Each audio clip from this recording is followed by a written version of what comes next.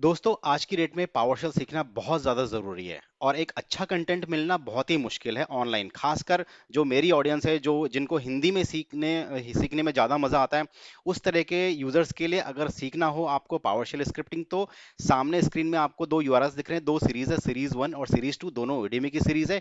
हिंदी में है, मेरा ही फ्रेंड है, बेस्ट फ्रेंड है, जो कि एक बहुत अच्छी पोजीशन पे काम कर रहा है, बहुत अच्छा ऑटोमेटर है, आर्किटेक्ट है। तो उसने Udemy में डाल रखे हैं। मेरी रिक्वेस्ट पे वो जो है मुझे डिस्काउंटेड कूपन्स देता रहता है। जैसे कि मैंने अपने एज्योर के वीडियोस में भी काफी बार, अपने जितने वीडियोस है काफी बार मैंने पब्लिश किया हुआ है। ये यूआरएल जो है मैं डिस्क्रिप्शन में डाल दूंगा। अगर आपको पावरशेल सीखना है तो आप वहां से जो है ये डायरेक्टली यूआरएल कॉपी करो और ऐड पे करो, आप ऐड करके उसको बाई कर सकते हो। अगर मैं मोटा मोटा बताऊं तो आपको 390 या 400 रुपीज के आसपास मिल जाएगा डिस्काउंट मिला के। अगर आप विदाउट डिस्काउंट लेते हो तो आपको 2700 रुपए का मिलेगा, और Udemy का डिस्काउंट मिलाते हो तो भी आपको 450 का मिलेगा। बट अगर आप ये यूआरएल से ये डिस्काउंट यूज करते हो तो आपको 400 रुपए तक का 400 रुपए का एक सीरीज मिलेगा, यानी कि दोनों सीरीज पकड़ोगे तो 400 रुपए 800 रुपए में मिल जाएगा। पावरशेल क्यों मैंडेटरी है? खासकर उन लोगों के लिए जो कि क्लाउड सीख रहे हैं, स्पेशली खासकर एज्योर में काम कर रहे हैं, या तो फिर एज्योर सीखना चाह रहे हैं, या तो फिर माइक्रोसॉफ्ट के प्रोडक्ट यूज कर रहे हैं। तो पावरशेल सीखना बहुत ज़्यादा ज़रूरी है। अगर आप इजी लैंग्वेज में समझना चाहते हो, सीखना चाहते हो, वो भी हिंदी लैंग्वेज में, तो आप जो है इस यूआरएल को एक्सेस करके बाय कर लो। ये जो यूआरएल है ये सिर्फ 4 नवंबर तक ही इसकी वैलिडिटी है, उसके बाद ये एक्सपायर हो जाएगा। अगर आप ये वीडियो उसके बाद देखते हो तो आप मुझे कमेंट में डाल सकते हो, मैं वापस से आपको डिस्काउंटेड यूआरएल आपको जो है मेंशन कर दूंगा। ओके, तो चलते हैं अब अपने टॉपिक पे। Hello friends, welcome back to the channel. So दोस्तों, आई होप कि आपने लास्ट के वीडियोस का जो हम लास्ट के वीडियो के ऊपर जो है आपने लैब किया होगा, प्रैक्टिस किया होगा, और आपको थोड़ा बहुत अंडरस्टैंडिंग आ गई होगी कि किस तरह हम लोग जो है मॉड्यूल्स के थ्रू हम लोग रिसोर्सेज को डिप्लॉय कर सकते हैं। ठीक है, अब हम इस वीडियो में जो है और प्रैक्टिस करने वाले हैं। इस वीडियो में हम लोग जो है स्टोरेज अकाउंट बनाने वाले हैं। तो स्टोरेज अकाउंट के लिए मैं फिर से एक कंटेनर बनाऊंगा और इसका नाम देता हूं स्टोरेज अकाउंट। इसके अंदर जो है मैं दो फाइल्स बनाऊंगा। एक तो हमारी रहेगी वेरिएबल डॉट टी एफ, और एक और फाइल बनाऊंगा इसके अंदर, मेरी कॉन्फ़िगरेशन फाइल। उसका नाम देता हूं मैं, let's say storage account dot T F. अब यहाँ पर जो है मैं output dot T F file create नहीं कर रहा हूँ, क्योंकि मुझे पता है कि मैं स्टोरेज अकाउंट का जो इन्फॉर्मेशन है, जो आउटपुट में आने वाला है, वो मैं इन्फॉर्मेशन कहीं यूज करने वाला नहीं हूँ आगे वाले वीडियोस में। ठीक है, तो इसीलिए आउटपुट डॉट टी एफ यहाँ डिफाइन नहीं कर रहा हूँ। बट दो चीज़ें तो डिफाइन मैंने कर दी, एक तो कॉन्फ़िगरेशन फाइल और दूसरा वेरिएबल डॉट टी एफ। अब हम जो है स्टोरेज अकाउंट का कॉन्फ़िगरेशन यहाँ डाल देते हैं। इसके लिए हम लोग टेराफॉर्म के डॉक्यूमेंटेशन में जाते हैं और यहाँ पर सर्च करते हैं स्टोरेज अकाउंट। ये मेरा स्टोरेज अकाउंट आ गया, और यहाँ से जो है मैं स्टोरेज अकाउंट का रिसोर्स कॉपी करता हूँ और विजुअल स्टूडियो कोड में मेरी storage account dot T F जो फाइल है वहाँ पर पेस्ट कर देता हूँ। इसको मैं फिलहाल सेव कर देता हूँ, एंड उसके बाद मैं जाता हूँ अपनी वेरिएबल फाइल में। अब आपको पता है कि स्टोरेज अकाउंट क्रिएट करने के लिए अपने को मिनिमम तीन चीज़ें चाहिए। एक तो स्टोरेज अकाउंट का नाम चाहिए, दूसरा अपने को लोकेशन चाहिए, और तीसरा अपने को रिसोर्स ग्रुप चाहिए, राइट? तो यहाँ पर हम तीन वेरिएबल डिफाइन करेंगे। तो मैं कहता हूँ वेरिएबल और स्टोरेज अकाउंट अंडरस्कोर नेम, ये मैंने नाम दे दिया, वेरिएबल का नाम है ये, और यहाँ पर इसका टाइप देता हूँ मैं स्ट्रिंग। ठीक है, ये मैंने एक डिफाइन कर दिया। अब इस वेरिएबल को एक और कॉपी करूँगा, पेस्ट करता हूँ, और इसका नाम देता हूँ, लेट से इस वेरिएबल का नाम है लोकेशन। ठीक है, फिर से मैं पेस्ट करता हूँ। तीसरा वेरिएबल एक मैं बनाऊंगा रिसोर्स ग्रुप नेम से, R E S, resource group underscore name से एक और वेरिएबल बना दिया। ये भी मेरा स्ट्रिंग होगा। इसको मैं करता हूँ सेव। अब मैं अपनी storage account dot T F file में जाता हूँ और यहाँ पर नाम चेंज, रेफरेंस नेम देता हूँ। अब गाइज यहाँ पर कैसा है कि चलो रेफरेंस नेम तो यहाँ पर मैं दे देता हूँ एस टी करके। ठीक है, लेकिन आपको पता है कि जब स्टोरेज अकाउंट क्रिएट करते हैं हम लोग, तो उसके लिए यूनिक नेम चाहिए। ऊपर से जो है स्टोरेज अकाउंट कोई स्पेशल कैरेक्टर भी नहीं लेता, ना ही वो अपर केस लेता है, राइट? सारे के सारे स्मॉल लेटर्स में लेता है। आप अल्फा न्यूमेरिक यूज कर सकते हो, लेकिन आप कोई भी स्पेशल कैरेक्टर या अपर या लोअर केस इस तरह से कोई भी यूज नहीं कर सकते हो। तो अब हर बार जो है आपको यूनिक नेम अगर आप मैनुअली डिफाइन करोगे, तो आपको यूनिक नेम जो है ढूंढना पड़ेगा, क्योंकि जब आप एजूर में आप रिसोर्सेज क्रिएट करते हो तो ग्लोबली नेम चेक करता है, राइट? तो उस प्रॉब्लम को सॉर्ट आउट करने के लिए हम यहाँ पर जो है, मैं पहले इस टैग्स को डिलीट कर देता हूँ। हम यहाँ पर क्या करने वाले हैं, रैंडम स्ट्रिंग का जो फंक्शन है उसको, जो रिसोर्स है उसको यूज करने वाले हैं। ठीक है, तो कैसे यूज करेंगे, मैं इसके स्टार्टिंग में आता हूँ, एंटर करता हूँ, और यहाँ पर मैं एक और रिसोर्स डिफाइन करता हूँ, रिसोर्स, और मैं कहता हूँ रैंडम अंडरस्कोर, यहाँ पर आप लिस्ट में से स्ट्रिंग डिफाइन करता हूँ, और मैं इसका रेफरेंस नेम देता हूँ रैंडम, ठीक है। देन यहां पर मैं डिफाइन करता हूँ लेंथ। लेंथ इसकी प्रॉपर्टीज आ गई। फिर तो मैं कहता हूँ लेंथ मैक्सिमम 6 हो। देन उसके बाद स्पेशल कैरेक्टर होने चाहिए कि नहीं होने चाहिए, मैं कहता हूँ फॉल्स, क्योंकि स्पेशल कैरेक्टर लेता नहीं है। अपर केस ये भी मैं कहता हूँ फॉल्स, क्योंकि अपर केस भी नहीं लेता है। तो मैंने ये रैंडम डिफाइन कर दिया। अब यहाँ पर मैंने अब आते हैं इस वाले रिसोर्स पे, रेफरेंस नेम दे दिया। स्टोरेज अकाउंट का नेम आपको तो पता ही हमको कहाँ से लेना है, वैर डॉट स्टोरेज अकाउंट नेम, जो कि हमने इसकी वेरिएबल में डिफाइन कर रखी है। रिसोर्स ग्रुप नेम यहाँ पर हम लोग कहाँ से लेंगे, वैर डॉट रिसोर्स ग्रुप नेम से। लोकेशन भी हम लोग वैर डॉट लोकेशन से उठाएंगे। कौन से वेरिएबल से, इस स्टोरेज अकाउंट के कंटेनर के अंदर जो हमने वेरिएबल में डिफाइन कर रखा है, यहां से हम लोगों ने वेरिएबल्स उठाए हैं, ठीक है।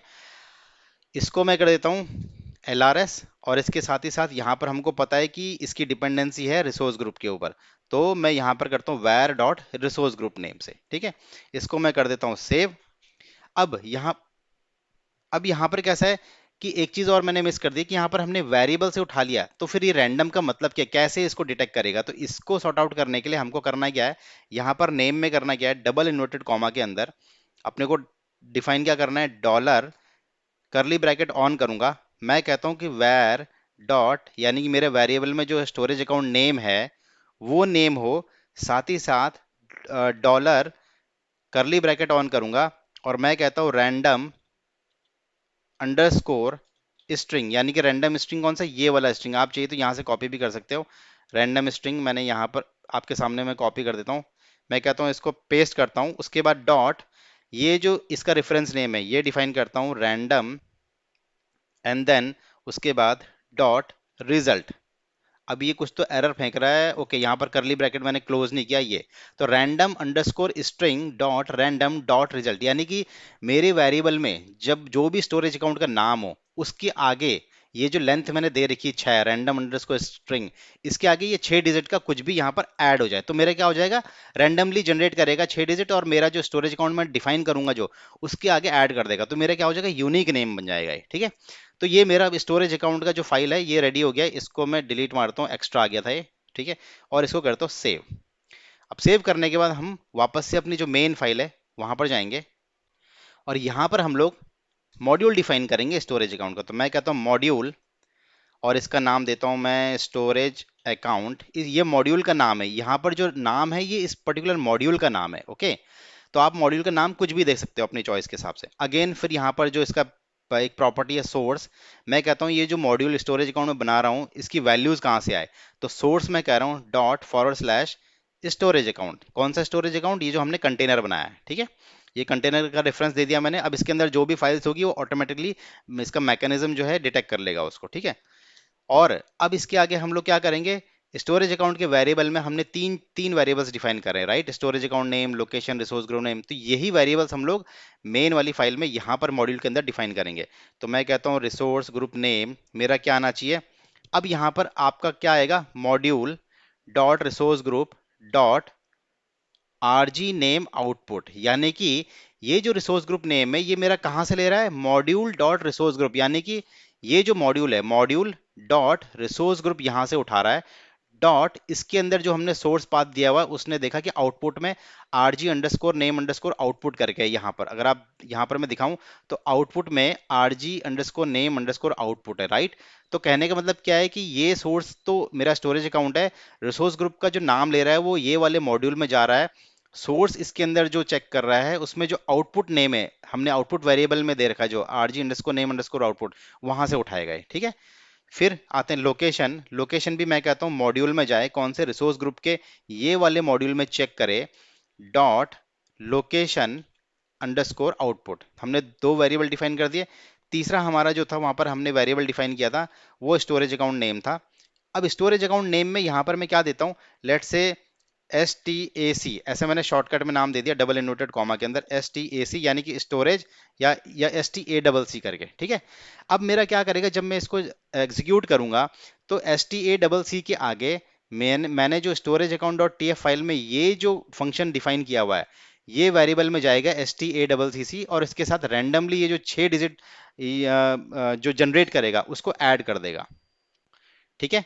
तो मैं मेन डॉट फाइल में जाता हूं, इसको सेव करता हूं, एंड देन इसको जो है जैसे कि मैंने बोला हमने वापस से इस डायरेक्टरी में चेंज किया, हमने एक कंटेनर बनाया, तो आपको टेराफॉर्म आईनिट चलाना पड़ेगा। बट क्योंकि मेरा ऑलरेडी इनिशियलाइज्ड है तो मैं क्या करता हूँ, इसको प्लान करता हूँ। अब टेराफॉर्म आइनिट जो है मैंने इसलिए नहीं चलाया क्योंकि जब लास्ट टाइम जब इसका लैब कर रहा था तो मैंने सेम ही नेम दे रहा था मैं, इसीलिए वो उसको डिटेक्ट कर लिया उसने और मेरा प्लान चल गया। अगर मैं स्टोरेज अकाउंट नेम की जगह एसटी अकाउंट देता या सिर्फ स्टोरेज देता तो मुझे इनिशियलाइज करना पड़ता। ठीक है, तो देखो प्लान में इसने बोल दिया कि दो चीजें ऐड करेगा। दो चीजें मतलब एक तो बैकएंड में स्टोरेज रैंडम स्ट्रिंग वाला जो रिसोर्स है इसको क्रिएट करेगा और साथ ही साथ मेरा स्टोरेज अकाउंट भी क्रिएट कर देगा। ठीक है, तो मैं इसको क्या करता हूँ, क्लीन करता हूँ और अप्लाई करता हूँ। तो गाइज इसमें आपने सीखा कि हम लोगों ने रिसोर्स ग्रुप के अंदर जो आउटपुट डॉट टीएफ में हमने वेरिएबल्स डिफाइन करे थे, हम लोगों ने किस तरह से उसका यूज किया स्टोरेज अकाउंट में, क्योंकि स्टोरेज अकाउंट के लिए हमको ये दो चीजें चाहिए थी। इसलिए हम लोगों ने यहाँ पर आउटपुट डिफाइन करके उसको आउटपुट को यहाँ पर इस मॉड्यूल को यूज करके कॉल करके हमने उसका आउटपुट रिसोर्स ग्रुप नेम और लोकेशन यूज किया है। ठीक है, तो इसको क्रिएट होने देते हैं। सो गाइज मेरे रिसोर्सेज डिप्लॉय हो चुके हैं। पोर्टल में जाता हूँ और रिफ्रेश करता हूँ, तो रिसोर्स ग्रुप ओपन करता हूँ।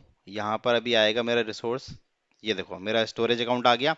जो भी हमने एलआरएस डिफाइन किया था वो मेरा एलआरएस आ गया, स्टैंडर्ड में आ गया है और मेरा सब कुछ क्रिएट हो चुका है। तो गाइज ये है मॉड्यूल, इस तरह से आप मॉड्यूल यूज कर सकते हैं और ये बहुत इजी होता है। एक्चुअल इंफ्रास्ट्रक्चर में आपके मॉड्यूल्स ही यूज होते हैं।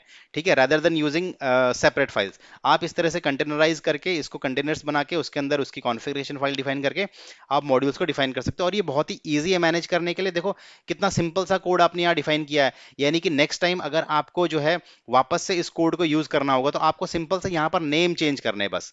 यहाँ पर जो नेम है जहाँ पर स्टैटिकली डिफाइन किया हुआ है वहां पर आपको नेम चेंज करने हैं, सेव करना है, बाकी आपको किसी भी उसके साथ छेड़छाड़ नहीं करनी है अनटिल अनलेस कि अगर आप उसके कुछ प्रॉपर्टीज चेंज कर रहे हो। प्रॉपर्टीज मतलब कॉन्फ़िगरेशन, मतलब जैसे आपको एलआरएस चाहिए, जीआरएस चाहिए, तो वो चीज आप चेंज करो, बाकी आपको कुछ भी डिफाइन करने की जरूरत नहीं है। तो ये है मॉड्यूल्स का फंडा। ओके, तो गाइज इसका भी प्रैक्टिस जरूर कर लेना और वीडियो अच्छा लगा हो तो वीडियो को लाइक करो, शेयर करो और चैनल को सब्सक्राइब करना। So thanks for watching this video.